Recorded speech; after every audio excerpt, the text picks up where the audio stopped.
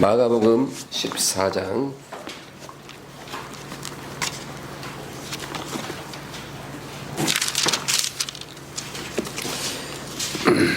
32절부터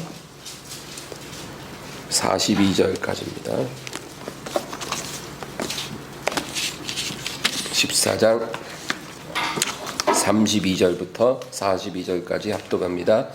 그들이 겟세마네라는 곳에 이르매 예수께서 제자들에게 이르시되 내가 기도할 동안에 너희는 여기 앉아 있으라 하시고 베드로와 야고보와 요한을 데리고 가실새 심히 놀라시고 슬퍼하사 말씀하시되 내 마음이 심히 고민하여 죽게 되었으니 너희는 여기 머물러 깨어 있으라 하시고 조금 나아가사 땅에 엎드려 될 수 있는 대로 이때가 자기에게서 지나가기를 구하여 이르시되 아빠 아버지여 아버지께는 모든 것이 가능하오니 이 잔을 내게서 옮기시옵소서. 그러나 나의 원대로 마시옵고 아버지의 원대로 하옵소서 하시고 돌아오사 제자들이 진을 보시고 베드로에게 말씀하시되 시몬아 자느냐 내가 1시간도 깨어 있을 수 없더냐 시험에 들지 않게 깨어 있어 기도하라. 마음에는 원이로되 육신이 약하도다 하시고 다시 나아가 동일한 말씀으로 기도하시고 다시 오사 보신즉 그들이 자니 이는 그들의 눈이 심히 피곤함이라. 그들이 예수께 무엇으로 대답할 줄을 알지 못하더라. 세 번째 오사 그들에게 이르시되 이제는 자고 쉬라. 그만 되었다. 때가 왔도다. 보라 인자가 죄인의 손에 팔리느니라. 일어나라 함께 가자. 보라 나를 파는 자가 가까이 왔느니라. 아멘. 네. 할렐루야. 하나님 앞에 사랑받는 사람과 사랑을 받지 못하는 사람의 차이가 있습니다. 무슨 차이냐면 하나님이 그를 다루시는 방법이 다릅니다. 그래서 우리 생각에는 그쵸? 우리 모든 일이 형통하고 평안하면 하나님 사랑을 많이 받는다 생각을 하고 또 고난이 계속 이어지면 내가 뭔가 하나님과 관계가 잘못됐나 보다. 이렇게 생각하기가 쉬운데요. 그러나 그거는 성경적인 생각이 아닙니다. 만약에 우리가 형통하면 사랑받는 것이고 고난받으면 사랑을 덜 받는다면 하나님의 모든 사람들은 하나님의 사랑을 못 받았다고 봐야 되는 거예요. 왜냐하면 하나님의 사람들은 평범한 사람들보다 더 고난을 많이 받고 살아갔거든요. 사랑을 받는 것과 형통함이 비례하는 게 아닙니다. 우리 로마서 1장을 한번 찾아볼까요?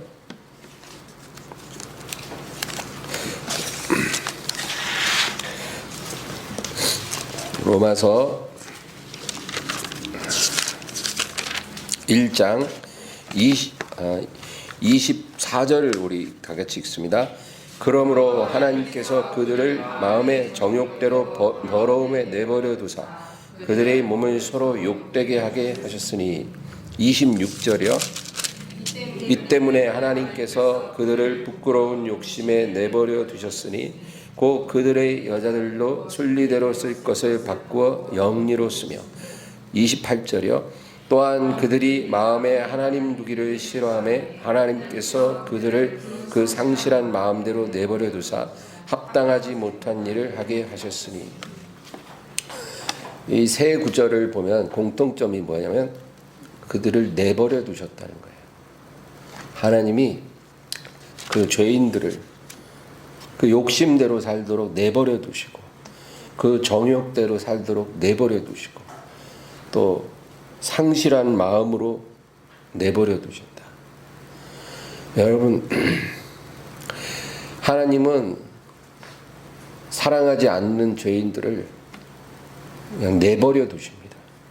그들을 벌하는 게 아니에요. 벌하는 것은 오히려 사랑의 또 다른 표현이죠. 우리가 이 세상에서 벌 받는 것은 축복입니다. 이 세상에서 벌을 받지 않고 저 세상에서 받는 것은 영원한 저주죠. 그러나 이 세상에서 벌 받는 것은 어떻게 보면 은혜예요. 회개할 수 있는 기회를 주시는 거기 때문에. 근데 하나님이 이 죄인들을 내버려 두신다는 거예요. 여러분, 이게 버림받은 사람의 삶입니다. 잘 되든지 못 되든지 상관 안 해요. 내버려 둡니다. 그래서 여러분, 사랑의 반대는 무관심이에요. 하나님이 사랑하지 않는 사람은 내버려 두신다, 그렇게 말씀합니다. 그래서 어떤 사람이 하나님을 사랑하지 않는데, 하나님을 섬기지 않는데 그 삶에 어떤 고통도 특별히 없고 그 마음이 괴롭지도 않다면 그 사람은 하나님의 관심 밖에 있다, 그 얘기예요. 그러나 사랑하시는 자, 그런 사람은 어떻게 다루시냐면 하나님이 그 삶에 적극적으로 간섭하시고 개입하신다는 거예요. 내버려 두지 않아요. 막 하나님이 우리 삶에 비집고 들어오셔요. 근데 어떤 우리 삶의 협력자로 오시는 게 아니라 주관자로 오시는 거예요. 그러니까 우리가 야곱처럼 씨름하는 거예요. 누가 주도권을 갖느냐. 그걸 헤게모니 쟁탈전이라고 그러잖아요. 주도권 다툼이에요. 하나님과 나와 사이에. 그래서 내가 주인 되려고 하면 하나님이 가차없이 환도뼈를 쳐가지고 무너뜨려 버리고, 주님이 주인 되실 때까지 우리 삶에 계속 개입하셔서 우리를 가만두지 않는다, 그 얘기예요. 우리가 뭐 하나 잘못하면 그냥 넘어가는 법이 없어요. 책망하시고 채찍질하시고 아주 그냥 밑바닥까지 내려가게 하시고 사람 앞에서 낮아지게 하시고 그렇게 개입하신다는 거예요. 하나님이 주인 되실 때까지. 괴롭죠. 그러나 그게 사랑받고 있다는 증거예요. 다윗이 뭐라 그래요? 주의 손이 주야로 나를 누르심으로 내가 완전히 말라 비틀어졌다. 여름 가뭄의 마름같이 내 영혼이 말라버렸습니다. 하나님이 막 주야로 누르니까 견딜 수가 없다. 하루도 마음 편할 날이 없는 거예요. 하나님께 돌아와서 엎드리기 전까지 하나님이 다윗을 그렇게 누르신다는 거예요. 시편 73편을 보면 이 내용이 나와요. 73편 한번 찾아보겠습니다.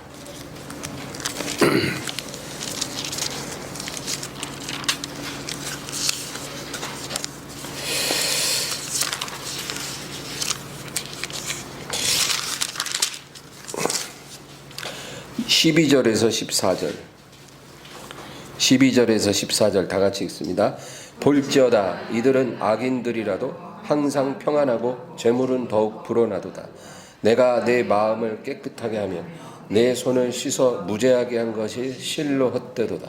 나는 종일 재난을 당하며 아침마다 징벌을 받았도다. 여기까지 보세요. 악인들은 항상 평안하고 재물은 더욱 불어난다는 거예요. 하나님 없이 사는 악인들이 늘 평안하고 아무 문제 없고 재물은 점점 불어나는 거예요. 그러나 나는 내 하나님 섬기면서 최선을 다해서 살아가는데도 그게 다 소용이 없이 보인다는 거예요. 아침마다 종일 재난을 당하고 아침마다 주의 징벌을 받는다. 여러분, 이 심정이 이해 가세요? 근데 이게 사랑받는 자의 증거라는 거예요. 성경은 그것을 말씀합니다. 형통하다고 사랑받는 게 아니고 징벌을 받는다고 해서 미움받는 게 아니라는 거예요. 오히려 그 반대예요. 근데 오늘 우리가 읽은 마가복음 14장은 이제 여기서 더 나아가서 무슨 얘기를 하냐면 하나님께서 그 사랑하는 자들일지라도 다 다르게 대하신다는 그 얘기를 하고 있어요. 여러분 학생들이 이제 초등학교 다니면 1학년 아이들은 1학년 교과를 공부하고 3학년 6학년 애들은 6학년 교과를 공부하잖아요. 다 학생들이지만 학년이 다르고 배우는 게 다르죠. 우리가 주님 앞에서도 비슷합니다. 사랑하는 자녀라고 똑같이 다루는 게 아니고 학년이 올라갈수록 내용이 달라진다는 거죠. 여러분 예수님의 제자들 성경에는 70인의 제자가 있었다 그렇게 말합니다. 70인의 제자들이 늘 예수님을 따라다녀요. 어디로 가든지 그들은 예수님을 따라요.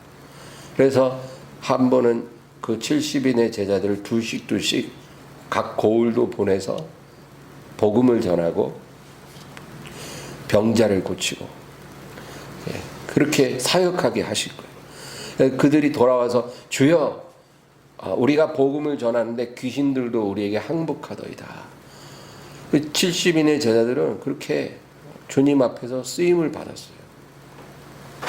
이 사람들이 주축이 돼서 오순절날 120명이 성령을 받은 거예요. 그러니까 예수님의 제자들이 70명이 있었는데 이 사람들은 자원한 사람들이에요. 자기들이 정말 예수님을 따르기를 원해서 따르는 자들이에요. 그러나 이들 말고 12제자가 있잖아요. 이 12제자는 자원한 사람들이 아니에요. 예수님이 일일이 가서 부르신 사람들이에요. 예수님이 불러 세우신 자들. 이들은 예수님과 함께 3년 반 동안 같이 식사 하루 3번 하실 때 같이 한 식탁에서 예수님과 식사하고 또 예수님 주무실 때 옆에서 같이 자고 그리고 예수님 무슨 설교하실 때 좀 어렵다 그러면 제자들한테는 나중에 따로 풀어서 설명해 주셔요. 설교의 의미를. 그리고 제자들이 막 질문하면 다 대답해 주셔요. 주여 세상 끝에는 어떤 일이 있사오리이까? 주여 우리는 왜 저 귀신 들린 아이의 귀신을 쫓아내지 못하였나이까? 뭐 물어볼 때마다 예수님 한 번도 대답 안 해주신 적이 없어요. 특별히 훈련시키신 제자들이다 그 얘기죠. 근데 여러분 이 12제자가 70명의 제자보다 더 뛰어난 건 아니에요. 이 12제자는 뭐 갈릴리 어부 세리 아주 무지랭이들이에요. 오히려 70인의 제자 중에 더 공부 많이 하고 똑똑한 사람들이 있었을 거예요. 그럼에도 불구하고 70인의 제자들은 주님이 불러 세운 제자들은 아니에요. 12명은 특별히 불러 세웠다 그 얘기죠. 우리가 하나님의 은혜를 입었다라고 말하는 것은 그분의 부르심을 받았다 그 얘기예요. 그분의 택하심을 받았다. 우리가 하나님을 부른 것이 아니고 하나님이 우리를 부르신 거예요. 우리가 하나님을 택한 게 아니고 하나님께서 우리를 택한 거예요. 그리고 우리가 하나님을 사랑한 게 아니라 하나님께서 먼저 우리를 사랑하셨다. 그러니까 저와 여러분은 다 12제자처럼 특별히 택함을 받은 사람이라는 걸 알아야 돼요. 그래서 여러분 신랑이 신부를 택하는 거지 신부가 신랑을 택하는 게 아니잖아요. 옛날엔 그래요. 요즘은 누가 먼저 택하든 상관이 없는지 몰라도 원래 신랑이 신부를 선택하는 거예요. 근데 우리는 신랑의 선택을 받은 신부다 그 얘기죠. 그래서 여러분 이 사실이 정말 믿어지는 사람은 내가 다른 곳에서 선택을 못 받았다고 해서 그렇게 낙심하지 않는다는 거죠. 여러분 우리가 예수님의 선택을 받았다면 세상에서 선택을 못 받아도 그렇게 우리가 실망할 필요가 없다 그거예요. 오히려 우리가 둘 다 원하면 그게 더 문제인 거예요. 예수님의 선택도 원하고 세상의 선택도 원하고. 여러분, 이런 사람들이 너무 많기 때문에 지금 우리가 빛과 소금이 못 되는 거예요. 우리가 하나님의 선택을 받았으면 그걸로 족할인 줄 알아야 돼. 만약에 우리가 원치 않음에도 세상이 우리를 선택했다면 그것은 내가 주님의 뜻 안에서 할 일이 있기 때문이에요. 그러나 우리가 그 세상의 선택을 사모할 필요가 없다, 그 얘기죠. 요한복음 15장을 우리 한번 찾아볼까요? 요한복음 15장 18절 19절. 요한복음 15장 18절 19절 우리 합독합니다. 세상이 너희를 미워하면 너희보다 먼저 나를 미워한 줄을 알라. 너희가 세상에 속하였으면 세상이 자기 것을 사랑할 것이나 너희는 세상에 속한 자가 아니 도리어 내가 너희를 세상에서 택하였기 때문에 세상이 너희를 미워하느니라. 아멘. 예수님이 분명히 말씀하셔요. 세상이 너희를 미워하면 그것이 나를 미워한 줄로 알라. 나를 미워하기 때문에 나를 따르는 너희들도 미워한다는 거예요. 세상이 예수님을 싫어하기 때문에 예수님의 택하심을 받은 우리도 세상이 싫어한다는 거예요. 그래서 19절 후반에 내가 너희를 세상에서 택하였기 때문에 세상이 너희를 미워하느니라. 그러니까 우리 하나님의 택함을 받은 신부들은 세상에서 미움받고 세상의 택함을 받지 못하는 게 당연한 거예요. 그러니까 우리가 양쪽에서 선택받기를 원하는 마음을 가졌다면 그것이 잘못됐다, 그 얘기죠.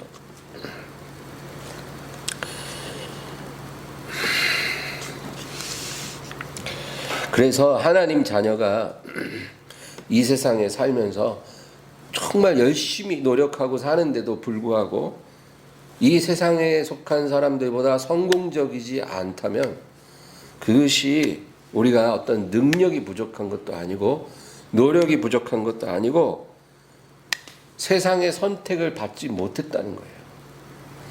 그래서 하나님 자녀는 이 세상에서 세상의 자녀들하고 똑같이 노력하고 일을 해도 세상의 자녀들보다 성공적이지 않을 수 있어요. 그걸 이상하게 생각하면 안 되는 거예요. 아, 왜 하나님 나를 축복하지 않으실까? 왜 나에게 이렇게 야박하실까? 왜 나를 이렇게 형통하게 해주시지 않을까? 그렇게 생각하지 말라는 거예요. 우리는 한 주님의 택함을 받았기 때문에 세상의 택함을 못 받아요.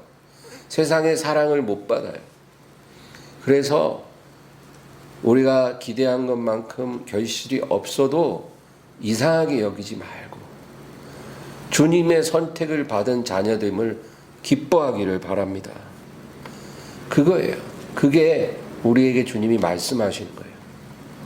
세상의 선택을 받지 못하는 것을 낙심하지 말라는 거예요. 오늘 우리 본문으로 돌아가서 어쨌든 간에 오늘 우리가 본문을 통해서 나누고자 하는 건 그건 아니고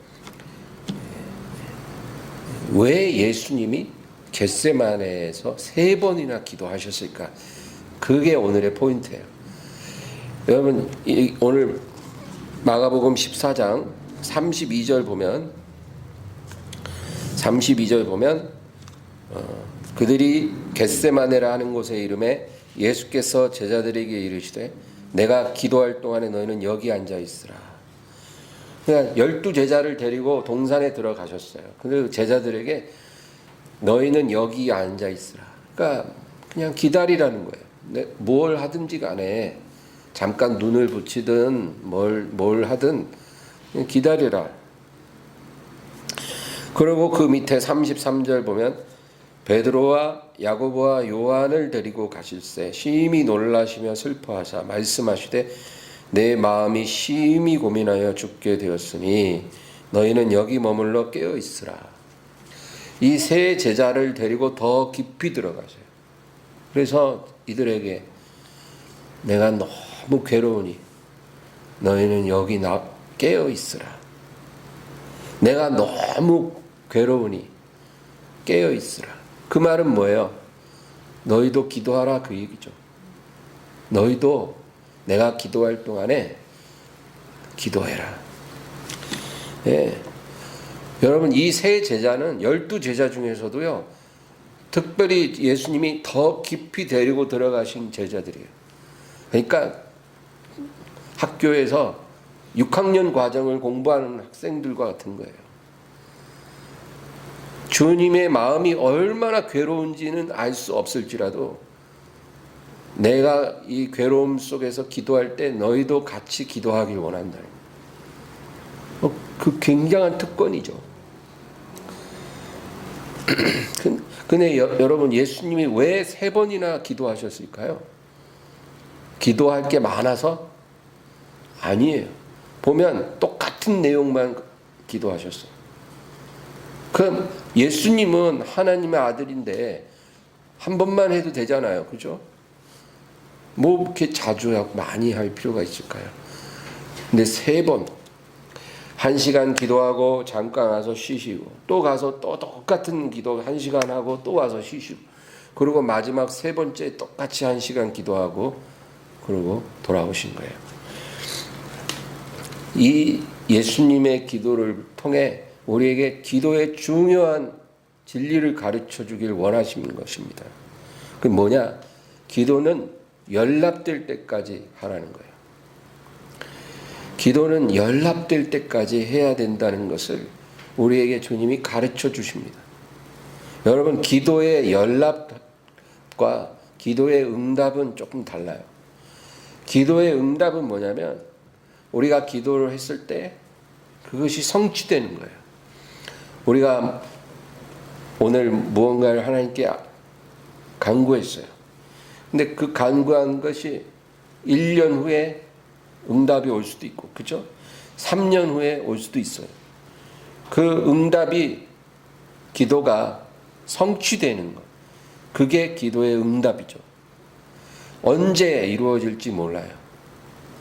그러나 너희가 무엇이든지 믿고 구한 것은 받은 줄로 믿으라. 언젠가는 하나님이 응답하시죠. 그런데 기도의 연락이라는 것은 지금 이 시간 내가 하나님 앞에 드리는 기도가 보좌에까지 상달되는 것을 말해요. 이것도 중요해요. 우리가 뭔가를 기도해서 1년 후에 응답받는 것도 중요하지만 지금 드리는 기도가 보좌에까지 전달되는 게 중요하다. 그거를 주님이 겟세마네에서 가르쳐 주시는 거예요. 근데 여러분, 너무나 많은 기도가 보좌에 상달되기 전에 끝나버려요. 그냥 기도 시작해서 기도가 잠깐 이제 올라가려고 하는데 그냥 끝나는 거예요. 이런 기도는 안 된다는 거예요. 우리가 기도를 해보면 한 30분, 짧게는 30분, 그리고 길면 한 1시간 정도를 굉장히 기도에 깊이 몰입하지 못해요. 그래서 온갖 잡념들이 막 들어왔다 나갔다 막 기도하다 보면 막 별의별 생각이 다 나고, 심지어는 막 핸드폰 보면서 막 문자까지 보내고 그래요. 기도하다가. 그렇죠. 그리고 막 졸음과도 싸워야 돼요.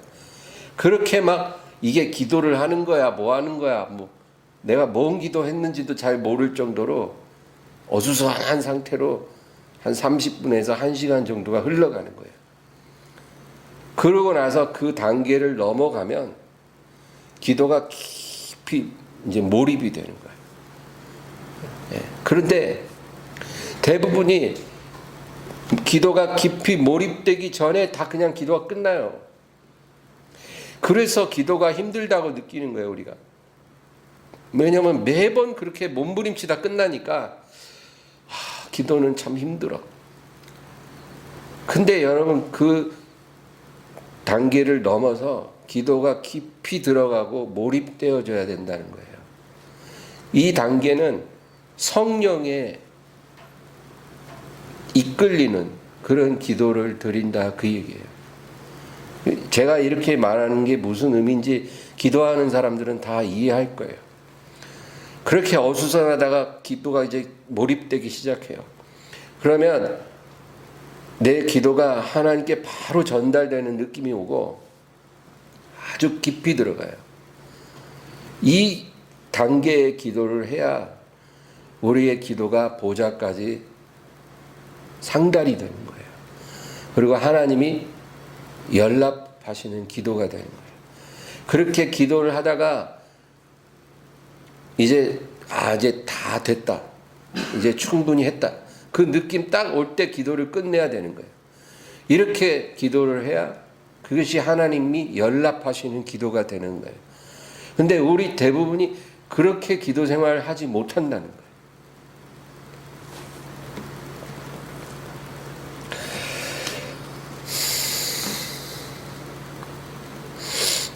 오늘 본문에도 예수님이 3번을 기도했어요. 같은 내용. 왜 그랬을까요?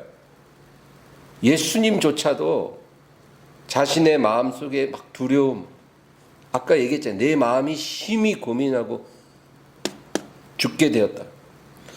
그런 상태가 진짜 예수님 마음이 너무 무겁고 괴롭고 천근만근 그렇게 느껴지는 상태에서 예수님은 기도의 동산에 들어오신 거예요. 그런데 1시간을 해도 그 마음의 두려움과 무거움이 사라지질 않아. 그래서 잠깐 쉬었다 또 2번째 기도하신 거예요. 그래도 충분하지 않아.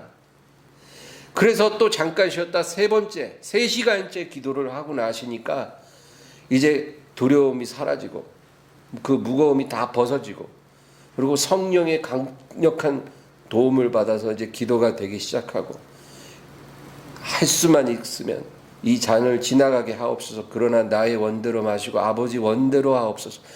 그 기도하심이 아버지 보좌까지 딱 연락된 걸 느끼시고 그리고 마음의 평안과 기쁨이 찾아온 거를 예수님이 느끼시면서 기도를 마치신 거예요.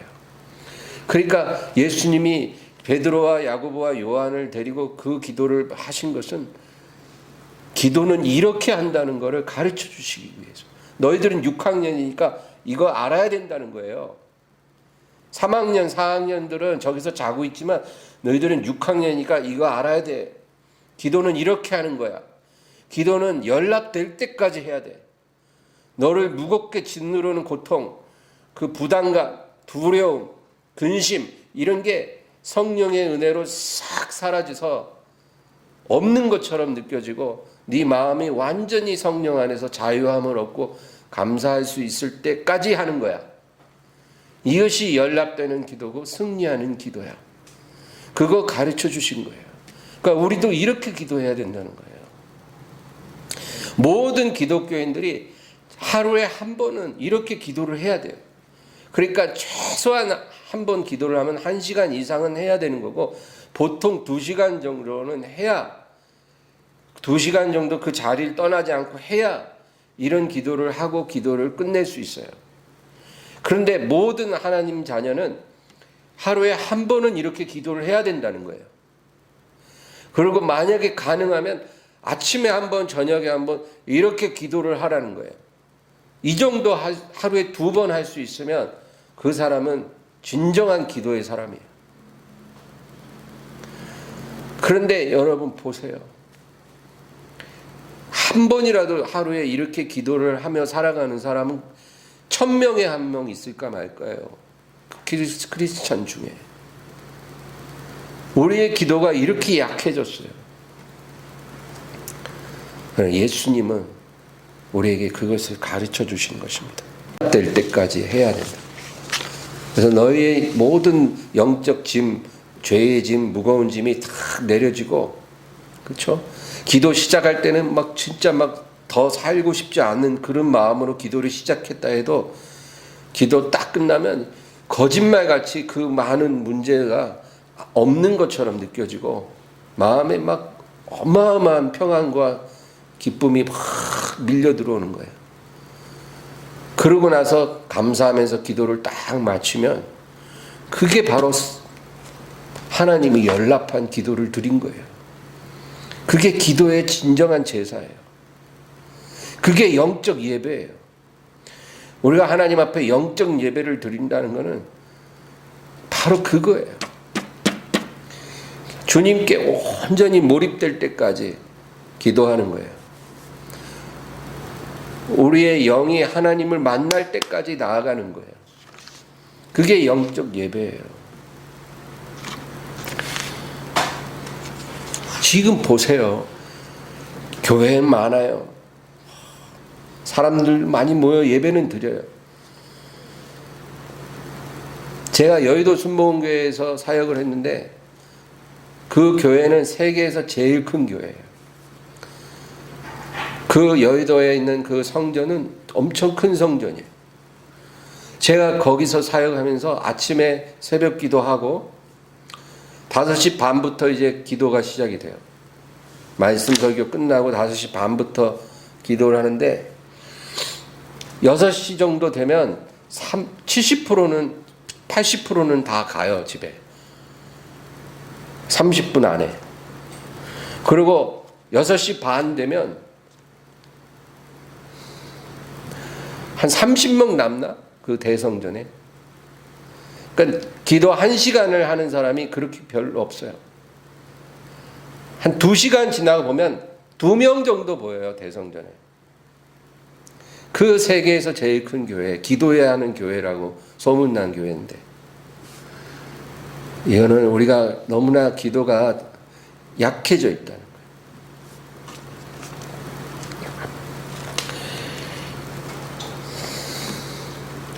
우리가 하루에 적어도 한 번은 이런 연락되는 기도를 드려야만이 우리가 직장에서 일터에서 일하면서도 어떤 상황에 있을지라도 성령의 교통을 놓치지 않을 수 있어요.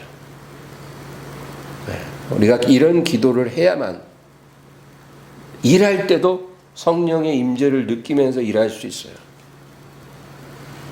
우리가 이런 기도를 못하기 때문에 우리가 바쁘게 사는 일상 속에서 성령의 임재를 못 느끼는 거예요. 그래서 오늘 저는 이제 기도를 우리가 정말 하나님 앞에 연락될 때까지 해야 되는데 3가지 팁을 간단히 말씀드릴게요. 첫째는 반드시 기도 전에 성경을 읽으라는 거예요. 기도 전에 성경을 읽고 기도하는 것과 안 읽고 하는 것은 한번 해보면은 얼만큼 차이가 나는지 아실 거예요. 반드시 성경을 1페이지, 2페이지 읽고 기도하세요. 그 다음에 기도의 진정한 목적은 하나님 앞에 어떤 문제를 아뢰는 것이 아닙니다. 왜냐하면 하나님은 이미 아시기 때문에. 기도의 진정한 목적은 우리가 기도를 통해 하나님께 가까이 나아가고 하나님으로 내 영을 채우는 거예요. 그게 목적이에요, 기도에.